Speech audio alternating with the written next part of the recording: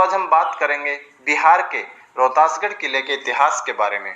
जी हाँ, इस ऐतिहासिक और विश्व प्रसिद्ध किले का इतिहास काफी पुराना है और इसके निर्माण और बाकी की गतिविधियों के पूर्ण साक्ष्य भी उपलब्ध नहीं है।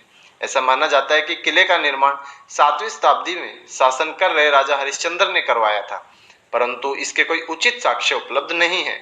इस किले के मध्यकालीन इतिहास की जानकारी शेरशाह सूरी के शासनकाल से प्राप्त की गई है। ऐसा माना जाता है कि वर्ष 1539 ईस्वी में रोहतास का किला शेरशाह सूरी द्वारा हिंदू राजाओं के हाथों से छीन लिया गया था। मुगलों से एक युद्ध के दौरान शेरशाह सूरी ने रोहतास के शासक से अनुरोध किया था कि वे अपने किले में उसके बच्चों और महिलाओं को शरण प्रदान करें। रोहतास के शासकों ने ऐसा किया, जिसके बाद शेरशाह सूरी ने कुछ पालकियां वहां भेजी जिसमें उसकी सेना छुपी हुई थी, जिन्होंने वहां के शासकों को या तो मार दिया था या फिर वहां से भगा दिया था। इस घटना के बाद इस किले पर शेरशाह सूरी का शासन कायम हो गया था और उसे अपने शासन के दौरान इस किले को पुनः बनवाया तथा इसकी मजबूती को और भी बढ़ा दिया गया था। शेरशाह सूरी के शासन के बाद रोहतास पर मुगलों ने और उसके बाद अंग्रेजों ने भी शासन किया था। तो चलिए दोस्तों, आज हम इसी रोहतासगढ़ किले के बारे में कुछ रोचक तथ्य जानते हैं। इस भव्य और ऐतिहासिक किले का सर्वप्रथम निर्माण त्रेता युग में राजा हरिश्चंद्र ने करवाया था, जिसके बाद इसके वर्तमान स्वरूप का निर्माण 15वीं शताब्दी के आसपास शेरशाह सूरी ने करवाया था।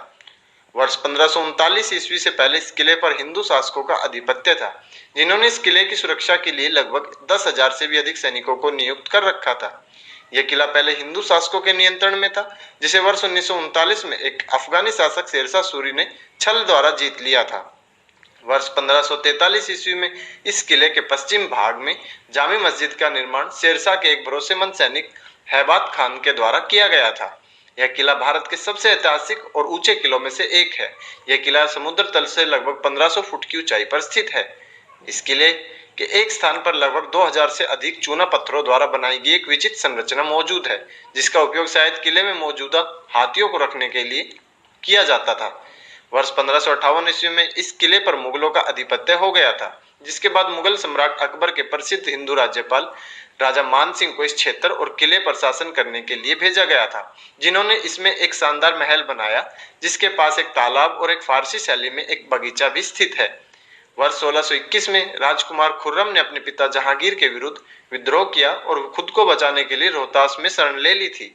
इस किले से ही अवध के नवाब ने 1857 में प्रथम स्वतंत्रता संग्राम का नेतृत्व किया था।